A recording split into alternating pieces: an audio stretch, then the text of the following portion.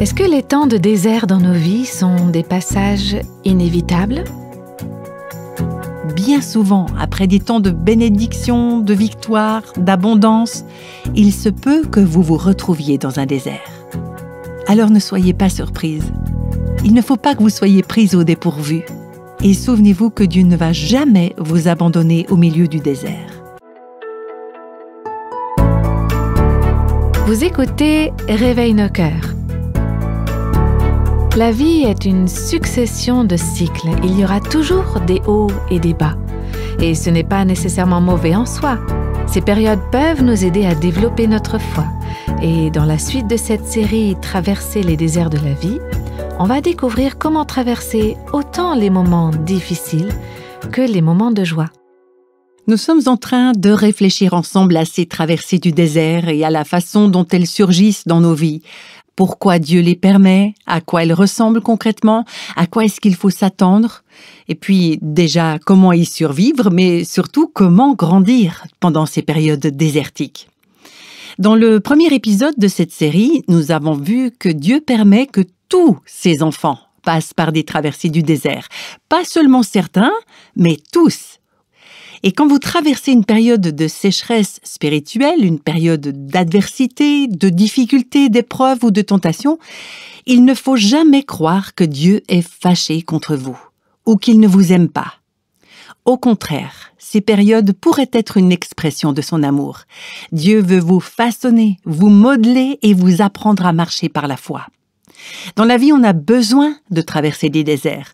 Si on restait toujours uniquement au sommet des montagnes, peut-être que vous pensez, mais ce serait génial. Eh bien non, ce ne serait pas si formidable que ça.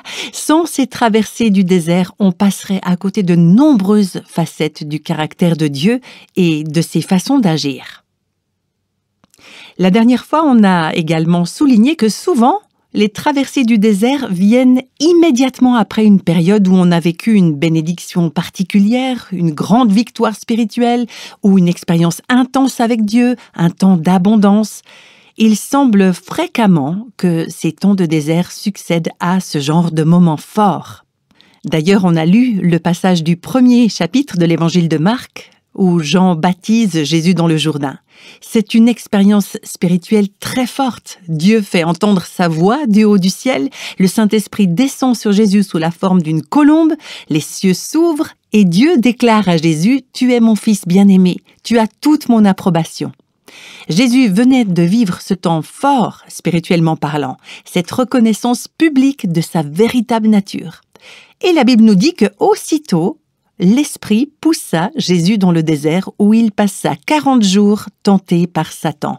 Il était avec les bêtes sauvages et les anges le servaient. Donc on voit que Jésus venait de vivre ce moment intense de bénédiction, d'abondance spirituelle, un moment victorieux on pourrait dire, et puis l'Esprit l'a conduit, on peut même dire l'a poussé ou jeté dans le désert. Et Jésus n'est pas un cas isolé.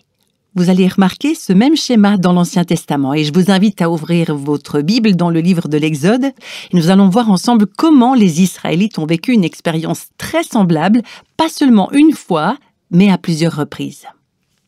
Donc avec moi, vous allez pouvoir observer la structure de ce chapitre 15 du livre de l'Exode. C'est vraiment remarquable. On va commencer à partir du verset 19. On va regarder ensemble ce qui se passe ici.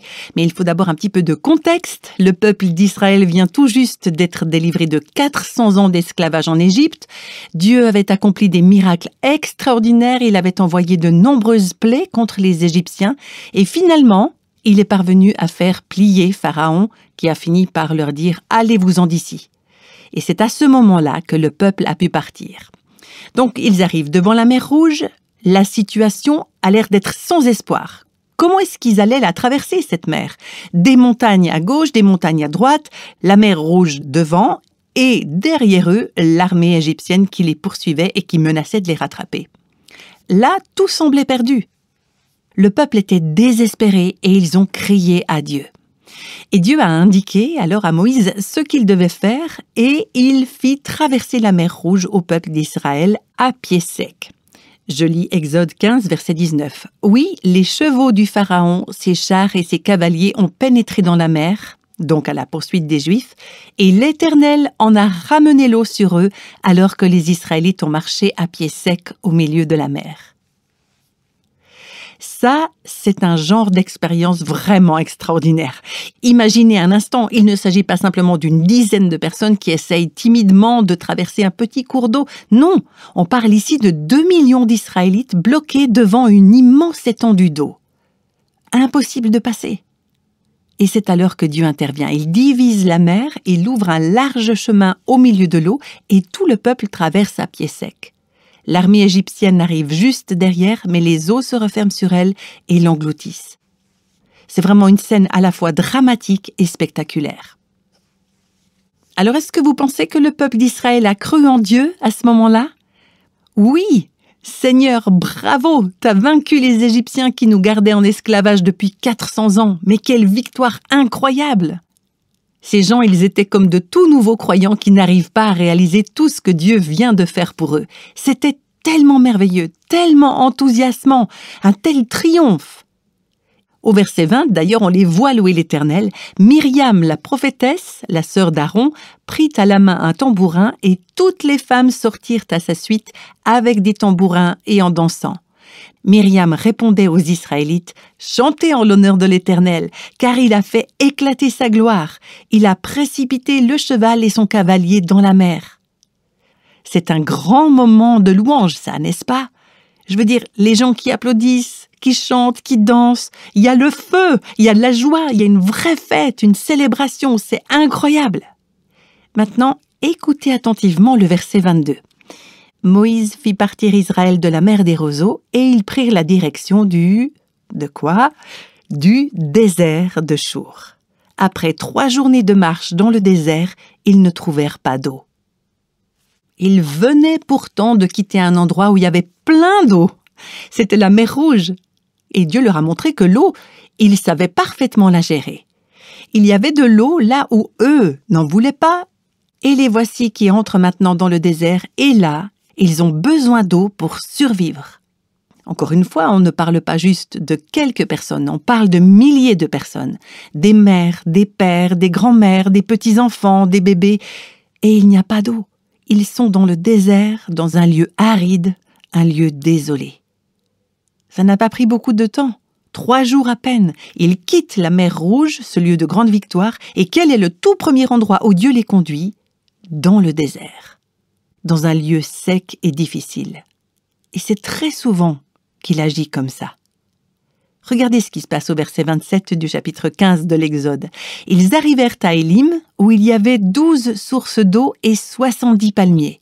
Ils campèrent là, près de l'eau. Donc Dieu les a conduits vers une oasis. Dieu a répondu à leurs besoins. Il a manifesté sa grandeur.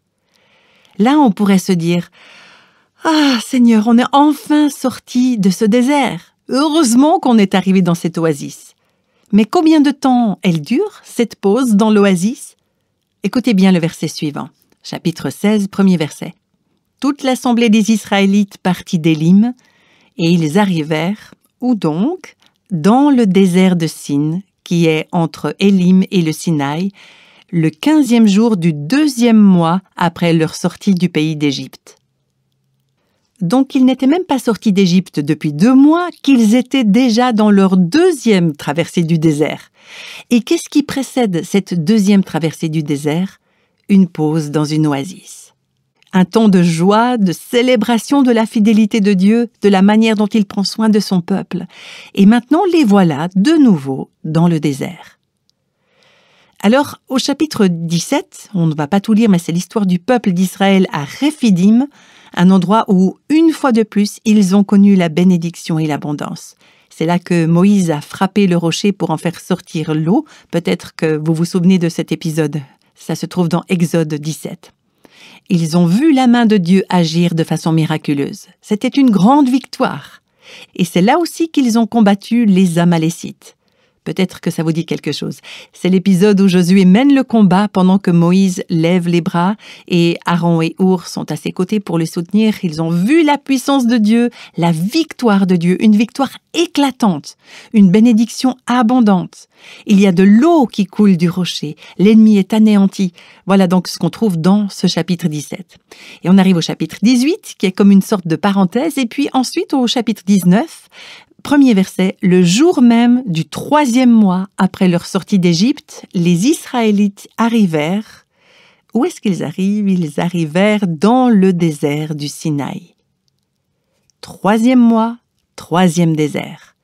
Et encore une fois, qu'est-ce qui précède ce désert? Un moment de bénédiction extraordinaire, un moment victorieux. Est-ce que vous commencez à comprendre le schéma qui se dessine là? La délivrance de la mer Rouge, ils entrent dans un désert, il n'y a pas d'eau. Dieu leur offre une oasis, il répond à leurs besoins. Ensuite, encore un désert, un lieu aride. Et là, Dieu accorde une grande victoire à Réphidim, l'eau jaillit du rocher, il triomphe de l'ennemi. Et ensuite, de nouveau, le désert, le lieu de la solitude. On dirait que ça fait partie des voies de Dieu. Il sait que si notre vie n'est faite que de victoire, que d'abondance, de bénédiction en quantité, il ne nous faudrait pas longtemps avant de devenir orgueilleux, suffisant. On finirait par s'appuyer sur nos propres forces en pensant qu'on n'a plus besoin de lui. On s'installerait confortablement, on se reposerait sur nos acquis, on arrêterait de prier, on arrêterait de louer le Seigneur, on ne lèverait plus les yeux vers lui en cas de besoin. Mais Dieu veut que nous dépendions de lui.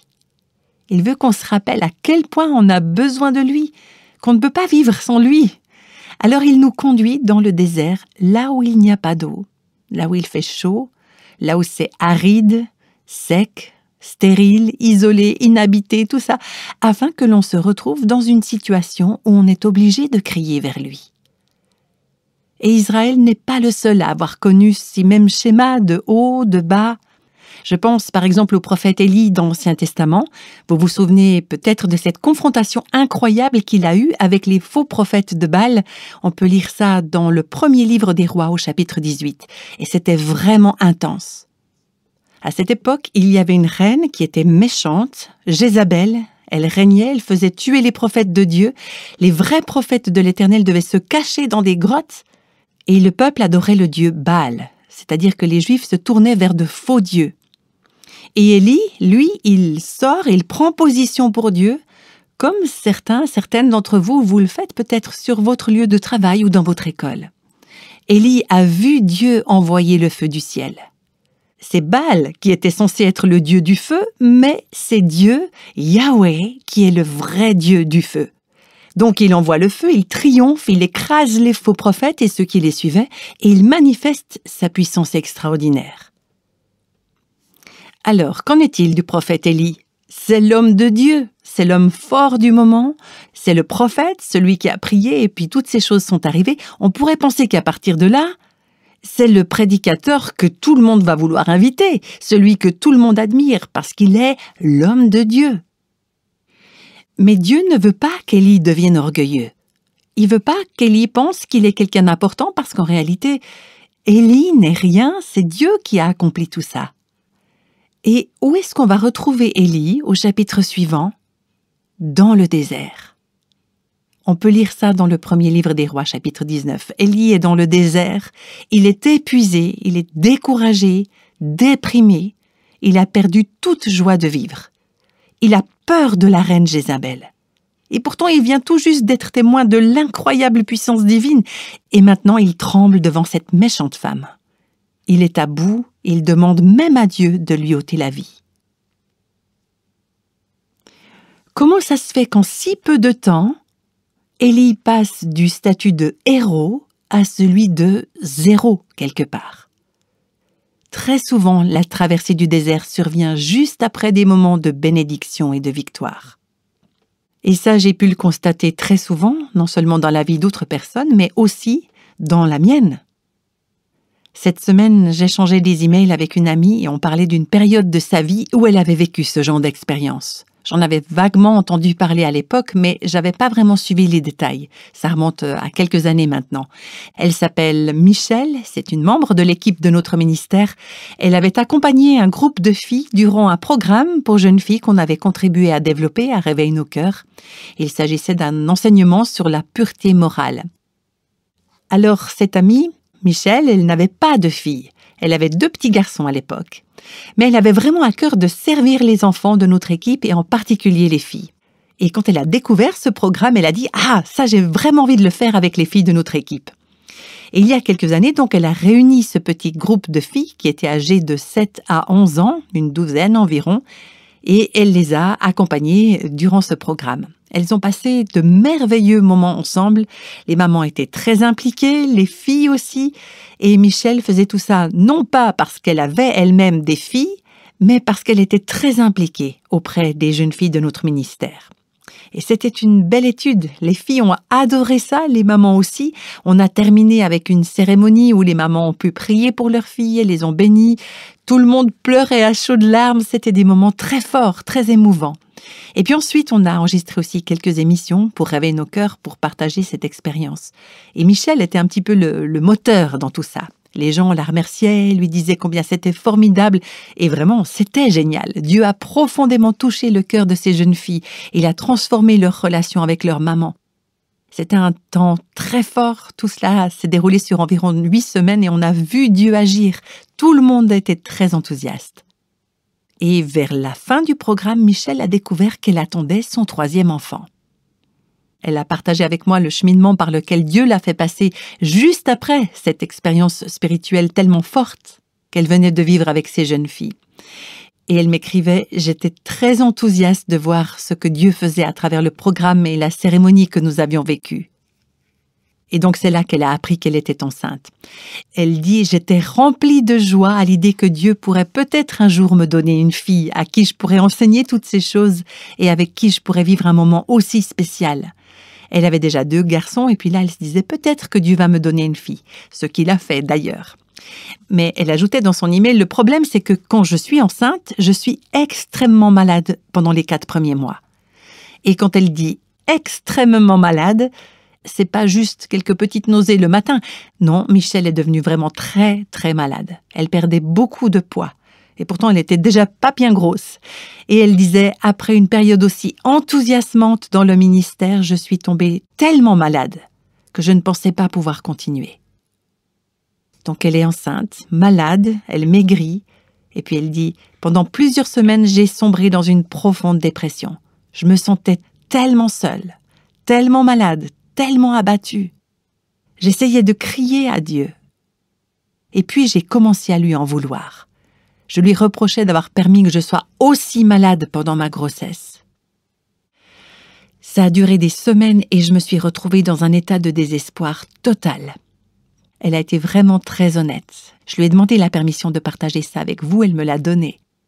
Parce qu'elle est tellement reconnaissante pour ce que Dieu a fait dans sa vie à travers cette épreuve, que maintenant elle est prête à ce que d'autres entendent son témoignage. Et elle continue, dans mon cœur, je disais en secret à Dieu, reprends cet enfant.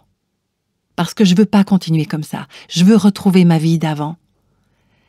Donc voilà, Michelle, qui 2 mois plus tôt était en retraite spirituelle avec ce groupe de jeunes filles, elle était tellement contente de sa vie d'épouse, de maman, heureuse de servir auprès de ses autres jeunes femmes. Et maintenant, voilà que sa vie arrive dans une période désertique. Elle est malade physiquement, elle souffre. Elle doit même être hospitalisée et les médecins font tout leur possible pour la maintenir en vie. Elle est vulnérable, elle est épuisée, à bout de force. Et elle est d'autant plus vulnérable qu'elle sortait d'un temps spirituel très fort, très fructueux. Non seulement elle est affaiblie physiquement, mais aussi émotionnellement, spirituellement. Elle est vidée, elle perd espoir. Le prophète Élie avait prié « Seigneur, prends ma vie ». Et Michelle, elle a prié « Seigneur, prends ce bébé ». Elle est en colère contre Dieu en plein cœur de ce désert. Mais Dieu ne l'a pas laissée dans le désert. Il n'a pas laissé non plus son fils dans le désert. Il n'a pas laissé Élie dans le désert et il ne vous laissera pas, vous non plus, dans le désert. Il sait exactement combien de temps vous allez devoir y rester. Il sait ce qu'il veut accomplir dans votre vie pendant cette phase difficile.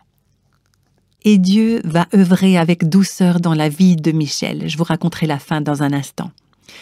Mais j'aimerais que vous reteniez bien cette structure, ce schéma qui revient. Bien souvent, après des temps de bénédiction, de victoire, d'abondance, il se peut que vous vous retrouviez dans un désert. Alors ne soyez pas surprise. Il ne faut pas que vous soyez prise au dépourvu. Vous savez, quand vous participez par exemple à un camp pendant l'été, vous prenez un engagement spirituel fort, symboliquement vous jetez quelque chose dans le feu, vous vous avancez à un appel, vous donnez un témoignage, c'est magnifique, vous avez l'impression d'être sur un petit nuage. Et puis vous rentrez chez vous et là c'est la vraie vie, avec de vrais parents, de vrais frères et sœurs, une vraie école, un vrai travail. Ou bien vous participez à un grand rassemblement chrétien et Dieu agit puissamment en vous et dès votre retour à la maison, vous découvrez que tout est sans dessus-dessous. Mais ça, c'est la vraie vie.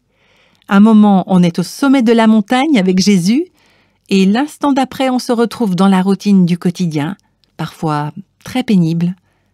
C'est comme marcher dans le désert et ça survient souvent après des moments forts, spirituellement parlant. Le problème, c'est qu'on est surpris parce qu'on s'imagine qu'après une expérience spirituelle forte ou après une grande bénédiction, ça va continuer sur la même lancée. Mais non, ça n'est pas le cas. Et ça ne sera jamais le cas tant qu'on ne sera pas au ciel. Il n'y aura pas ce genre de désert au ciel. Mais en attendant ce jour-là, il y aura inévitablement des traversées du désert. Parce que c'est une des façons par lesquelles Dieu agit. C'est pas un accident. Dieu ne vous a pas abandonné, il ne vous a pas oublié. C'est impossible d'éviter les traversées du désert. C'est même nécessaire si on veut grandir. Souvenez-vous que Dieu a un but, il a un plan. C'est Dieu lui-même qui a conduit Jésus dans le désert. C'est Dieu qui a conduit les enfants d'Israël dans ces différents déserts. Et c'est dans le désert que Dieu veut vous rencontrer vous aussi.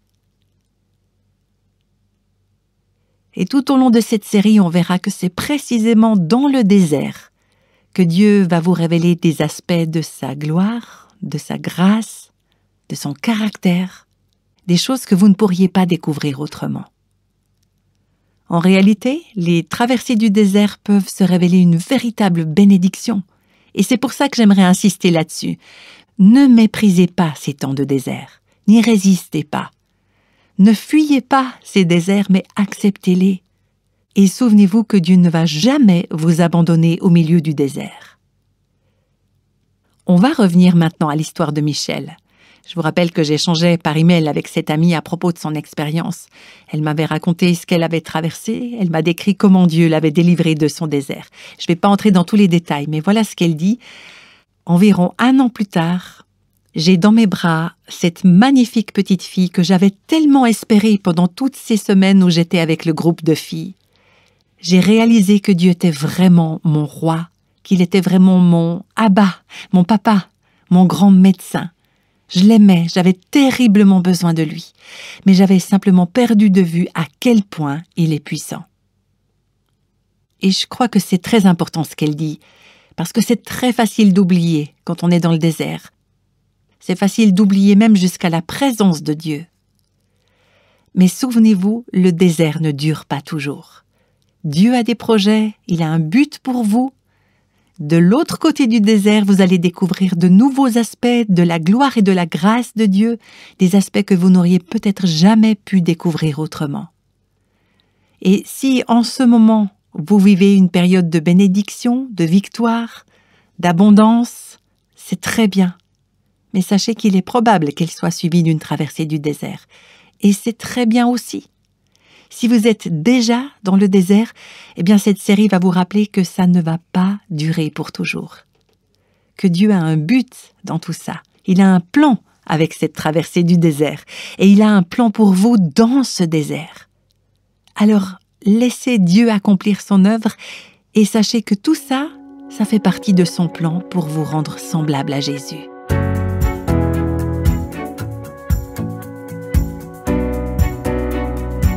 Que vous soyez sur les hauteurs ou dans le creux de la vague, ce qu'on a vu aujourd'hui nous apporte vraiment du réconfort et de l'espoir. Même si les circonstances de la vie nous font passer par des hauts et des bas, la parole de Dieu, elle, reste toujours fiable. Nous pouvons lui faire entièrement confiance. Et quand on traverse un désert émotionnel, les promesses de la parole de Dieu sont une véritable bouée de sauvetage. On peut s'appuyer sur les promesses bibliques solides, même si ce n'est pas ce que nous ressentons au niveau émotionnel. Le désert peut aussi être un lieu de grande tentation. Et c'est ce qu'on va voir dans le prochain épisode. Et pour aujourd'hui, on va conclure par une prière. Seigneur, je te remercie du fond du cœur pour ces récits que tu nous as donnés. L'expérience de Jésus, l'expérience des Israélites dans le désert. Alors quand nous aussi, nous allons passer par un désert, après des temps forts sur le plan spirituel, nous allons pouvoir être sûrs que ce n'est pas parce qu'il y a un problème, mais c'est parce que tu as un plan. Tu nous as montré que c'est un schéma qui se répète dans la Bible et que c'est dans le but de nous faire du bien. Si nous te laissons faire, cette traversée du désert peut devenir une bénédiction. Merci aussi pour les oasis ou les saisons d'abondance que tu mets sur notre route. Et j'aimerais te dire aussi merci pour les moments où tu retires tout cela, où tu nous emmènes là où il n'y a plus d'eau, plus personne, là où on ne ressent plus ta présence, là où il ne nous reste qu'à te faire confiance. Merci de nous aimer au cœur même de la solitude, parce que tu ne nous laisses jamais dans le désert. Merci de nous apprendre ce que tu as à nous enseigner dans ces endroits-là. Et s'il te plaît, fais qu'en sortant de là, nous puissions ressembler davantage à Jésus. Et c'est au nom de Jésus que nous te prions ensemble. Amen.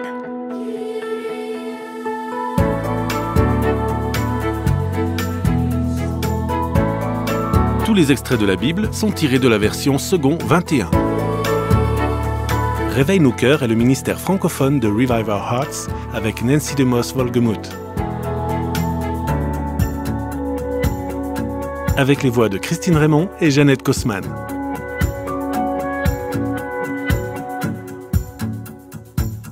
Quelle que soit la saison de votre vie, Réveille nos cœurs vous encourage à trouver la liberté, la plénitude et à porter du fruit en Christ.